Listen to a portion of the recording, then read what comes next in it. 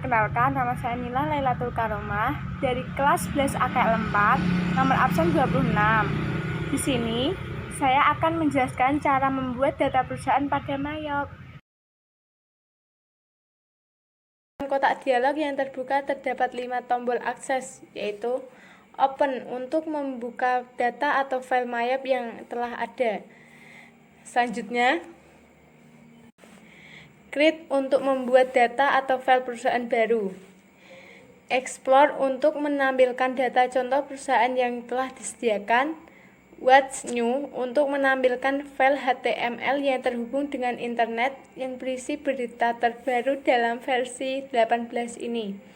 Exit untuk mengakhiri program Mayop. Ketiga, karena kita baru awal menggunakan Mayop, jadi bisa dipilih menu Create. Klik tombol Create untuk memasuki tampilan Introduction. Di bagian ini menjelaskan mengenai salam pembuka dari Mayop dan penjelasan secara singkat mengenai penggunaan Mayop.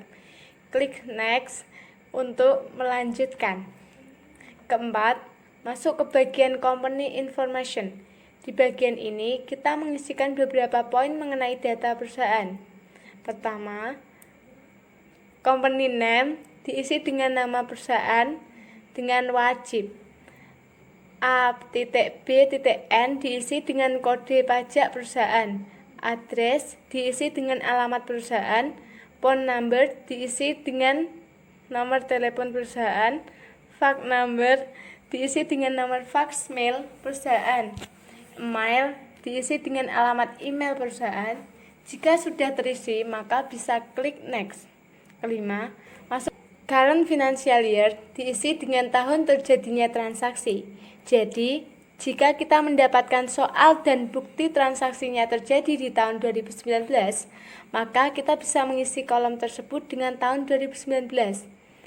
Last month of financial year dipilih dengan bulan terakhir periode pembukuan. Kita harus melihat kebijakan akuntansi perusahaan di bagian umum. Periode akuntansi tahunan berakhir di bulan apa? Jika periodenya semisal 1 Januari sampai 31 Desember, maka bisa dipilih bulan Desember di bagian ini.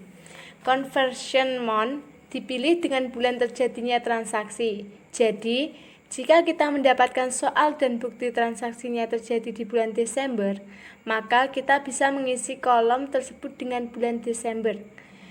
Number accounting period terdapat dua pilihan, 12 dan 13.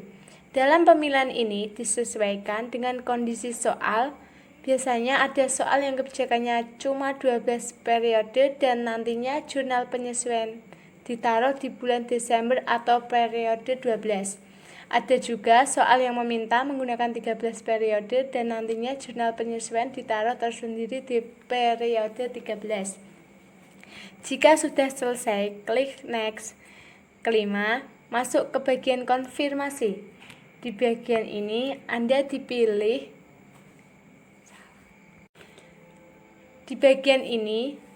diminta untuk mengecek lagi informasi akuntansi perusahaan. Nah, di bagian ini nantinya jika ditemukan kesalahan, Anda tidak bisa memperbaikinya. Anda harus mengulang pekerjaan dari awal atau membuat data perusahaan baru. Jadi, alangkah baiknya jika bagian ini dicek dan diteliti sebelum dilanjutkan. Jika sudah dirasa benar, bisa klik Next.